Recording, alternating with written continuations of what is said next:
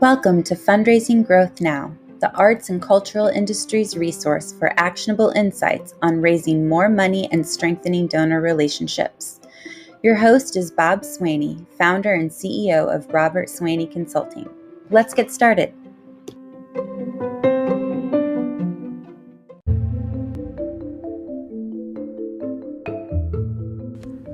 Today we begin our first series-based discussion entitled What's My Fundraising Focus?, designed with the aim to help guide you into successfully launching your fundraising program. How will fundraising operations work in the COVID recovery environment? Well, while it will have some unique characteristics in your market, the essentials remain practically the same no matter where you are.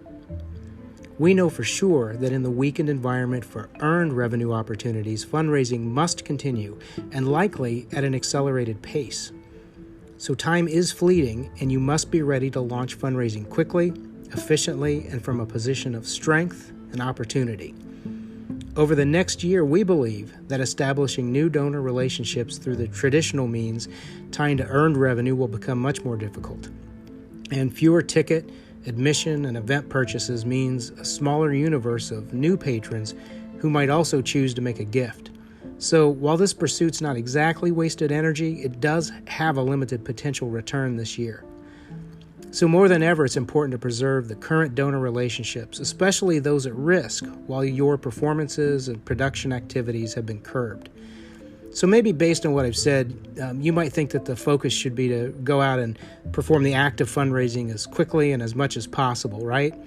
Well, while of course asking is important, it's not singularly important. At RSC, we are spending a great deal of time discussing how to help clients preserve their relationships with their current and recent patrons. In fact, we branded it as our own PPP approach, the Patron Preservation Program. With that in mind, what should your fundraising focus be right now? Well, if you haven't begun planning, start there. In fact, if you really want to prepare, you'll need 3 plans that work cooperatively. First, a fundraising plan that's focused on front-loaded activity in the first 2 fiscal quarters. Second, a stewardship plan so that you can keep as many current and renewing donors engaged as possible. And third, a communications plan for use throughout your entire organization to help amplify positive, value-based messaging that will help both contributed and earned revenue efforts. Let's have an overview of each one of those right now. The fundraising program's practically all tactical. What you'll do, who you'll ask, when you'll ask, how you'll ask, etc. Start by first approaching your board and your largest per capita donors, then work your way deeper into the list as the months go by. And focus on personal asking, especially at the higher donor levels. Social distancing doesn't mean personal distancing, and you should still make personal asks. The stewardship plan is the donor keeper plan. What steps can you take right now to help create quality interactions and experiences and recognition opportunities for your donors and your other patrons as well? What can you offer that's unique to your organization and appreciated by your patrons, particularly in this COVID recovery environment? The communications plan is how you voice your organization.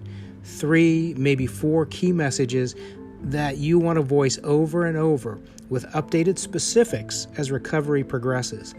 Messages should be truthful and hopeful, informative and inspired. Just like you, your patrons need something to look forward to, and they want to see progress from an organization they love. That's why you communicate it. So if you haven't begun working on your plans, get started. And if you remember just one thing from today's message, it's this: plan thoroughly and get moving.